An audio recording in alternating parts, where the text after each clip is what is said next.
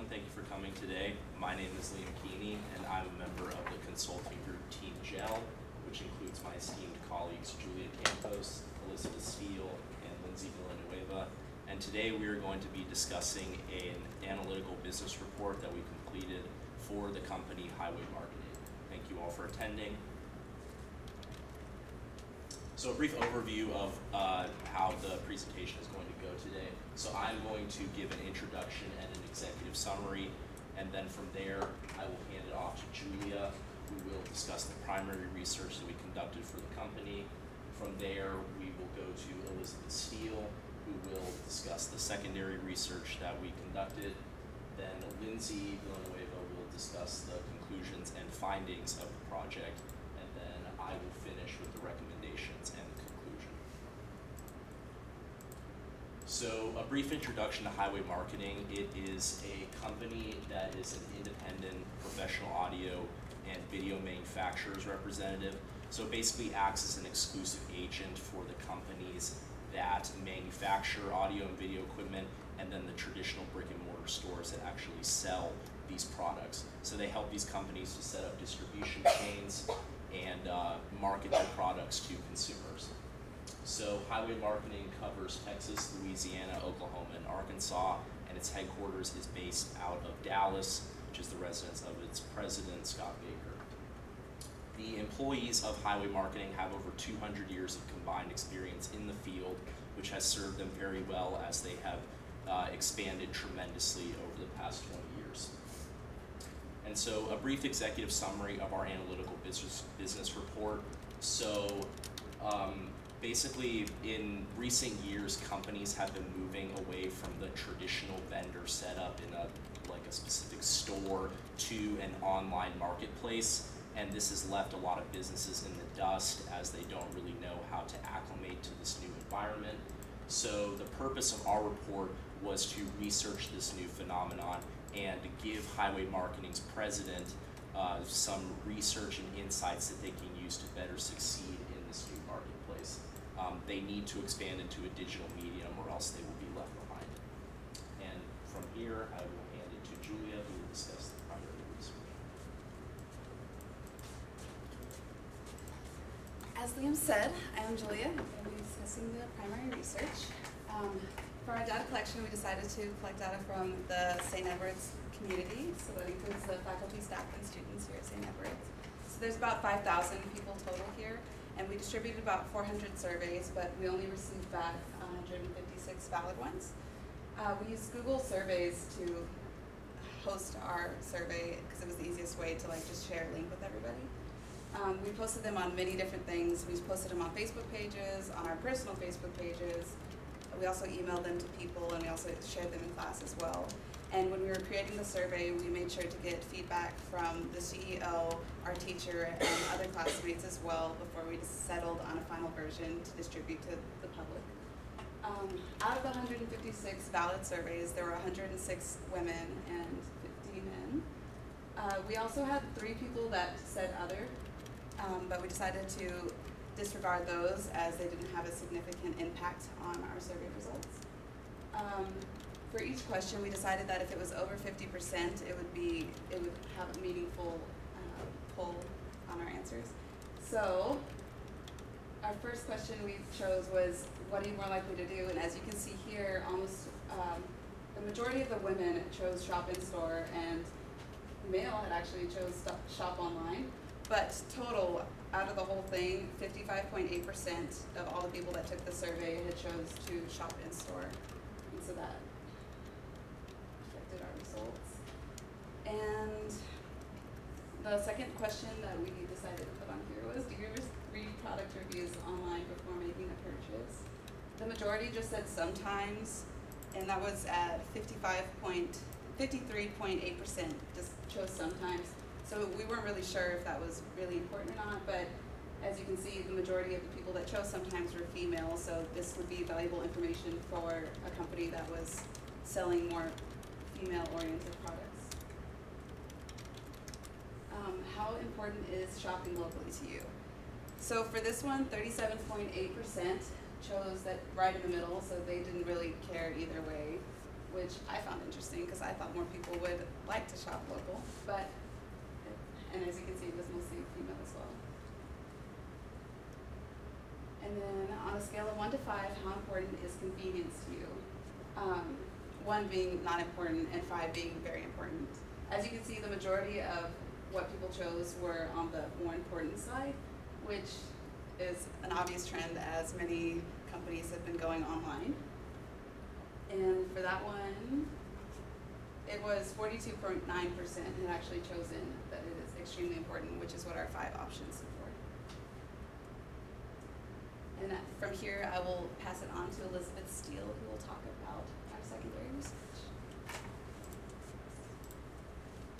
So I will be discussing the secondary research that kind of backed up our findings from the primary research. So we consulted both scholarly articles as well as business articles, such as like Huffington Post and Small Business Trends.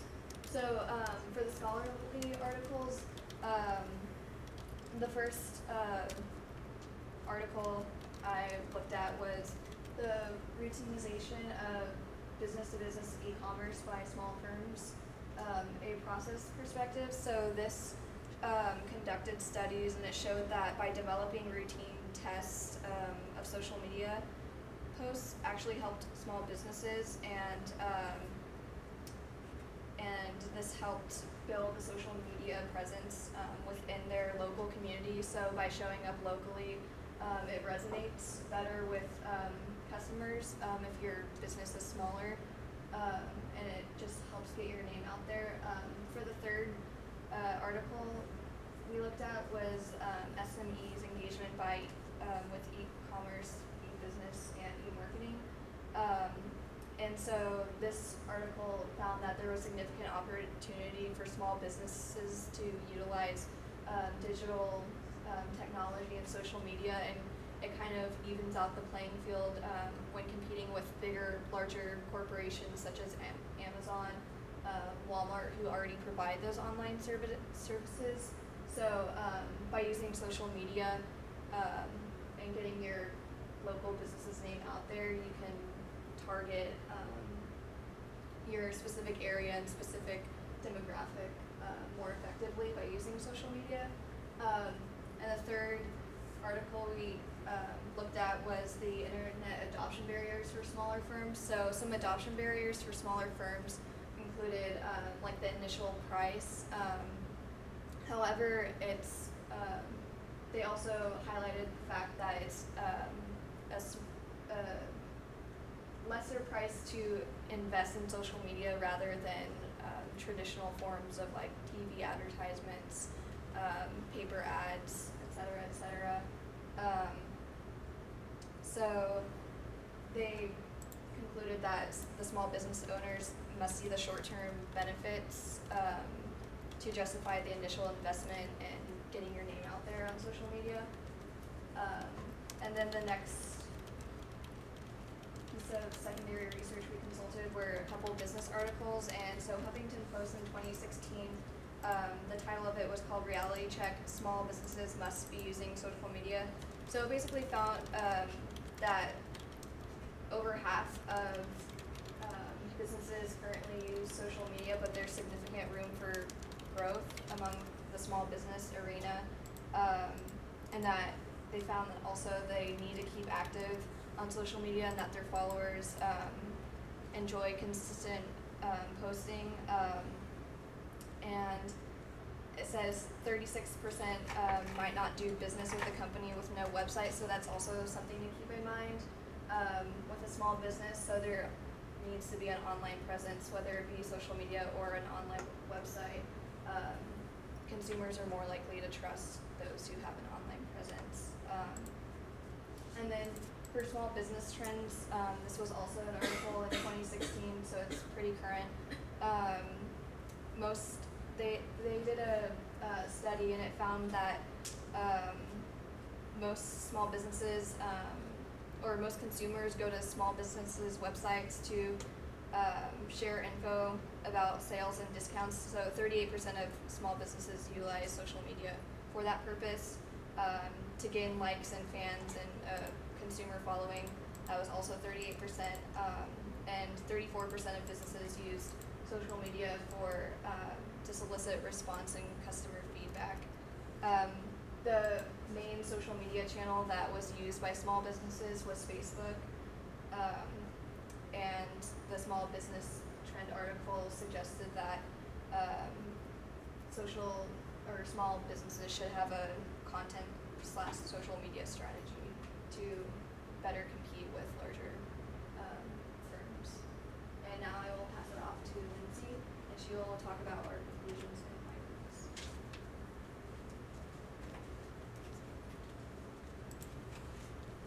Hello everyone. As Elizabeth said, my name is Lindsay, and I'm going to talk to you guys about our primary research and secondary research findings, and also give recommendations to our. So for our primary research, we discovered that a lot of more people are drawn to local businesses, obviously, but with that being said, we also discovered that not many people do shop locally, and I guess that kind of ties back to the fact that a lot of the times bigger companies and businesses are kind of like they have a larger presence and kind of effect on people. So although people like the idea of shopping locally, that may not always happen. So this is why it's important for businesses to kind of amp up their social media, and especially our company, this marketing company, we have to find ways to start integrating these social media channels so that more people can become aware of their products. So another finding was that over 90% of females and males read product reviews online before making a purchase, and again, that's also due to the fact that a lot of online companies and websites make reviews kind of available, and people obviously will go there to see if it's worth investing in a product or not, and that's kind of hard to do with a company who doesn't really have any social media presence. And then another one was that males and females rank convenience as highly important when purchasing a product or service, and well, obviously people aren't going to have time to go out and shop for something that they need. They're going to be drawn more to buying stuff online through really fast websites, just really quickly looking at reviews and things like that. And then also the majority of our participants believe that shopping locally is really important, like I mentioned before, but again, this isn't really happening as much as it should. So businesses like ours should really try and expand their social media presence. And finally, when asked how often participants shop locally, the majority said rarely, ever, to occasionally. So again, this goes to say that the social media presence really needs to be expanded, and a lot of smaller companies just kind of need to get together and all collectively increase their social media presence so that they're not overtaken by these huge online companies. As for our secondary research, we also found that consumers are more likely to purchase from small businesses with a social media presence and a website presence than a business that does not. And I mean, this goes to say that, again, social media is really important. And then also over a quarter of small businesses use social media nowadays to distribute information about sales and promotion, and a lot of the typical social media platforms like Instagram, Facebook, and Twitter. It's just important to kind of figure out which social media platform is going to be more beneficial to your business, because it really does empower small businesses to be more open and be more engaging with their customers, and it just also empowers them to compete against these bigger companies that often get all the attention. And we also found that social media can truly add value to customer perception of a local business. So, I mean, especially I think in like in places like Austin where there's like a lot of local companies, I think that especially on Instagram, like local companies and smaller businesses really do get a lot of benefit from this, because you know, like people want to support small local businesses, but it's just having the right person and like the right kind of approach in your social media platform, so that you can, you know, increase your following and your customers.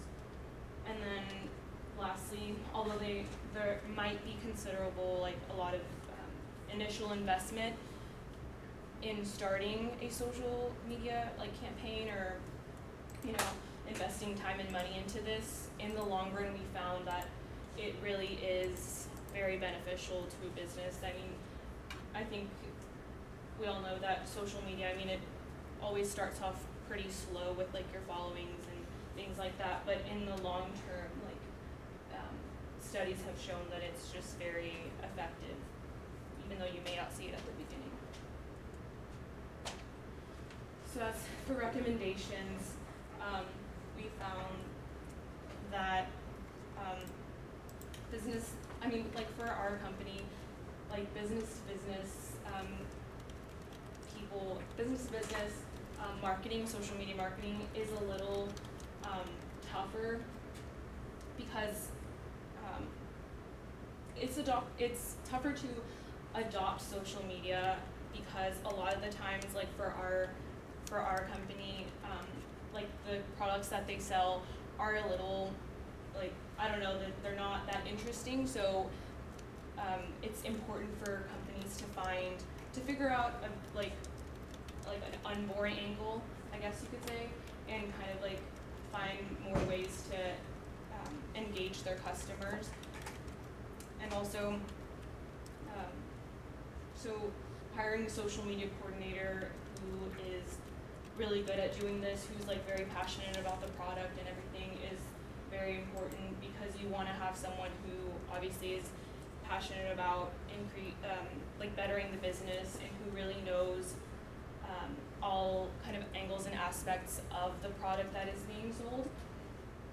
And also, so like we said, we recommend for our company, for Highway Marketing, to build social media, a larger social media presence for businesses. Right now, they don't have really any social media presence except for like a website that just pretty much just says who they are, but nothing else really.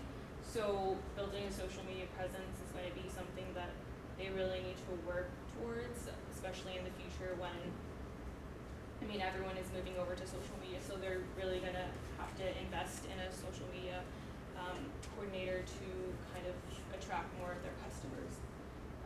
And then also, of course, posting consistently in order to engage their customers and draw people to, you know, the products that they're marketing. And one thing they're going to have to do is, obviously, we recommended is post at least, don't go more than like 3 or 4 days without posting, and really getting out content that is like attractive and that's going to really appeal to the general, their general target market, and that's going to be truly engaging. So don't just post to post, but really focus on making the content like quality content. So, and then lastly, also informing followers of new products or business activities on their social media feed, like anytime, like, you know, there's a new product available or anything like that, like, you know, just they have to be sure to let their customers know, and just kind of like always keep up to date with all the social media trends and things of that sort. So now I will pass it on to Liam to conclude our. So, in conclusion, social media is important for businesses nowadays. They need to adopt it, or else they're going to get left behind, because that's where young consumers are looking to find out more about businesses and products that they want to purchase. So that is basically the overall synthesis of our research. Thank you all for attending, and we'll take some time for questions now.